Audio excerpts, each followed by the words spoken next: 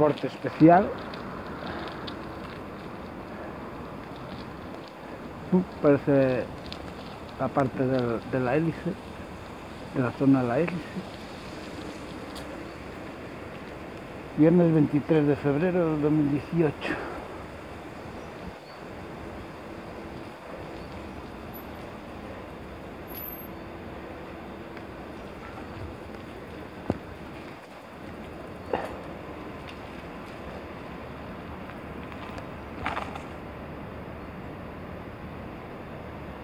Alonso Dourado,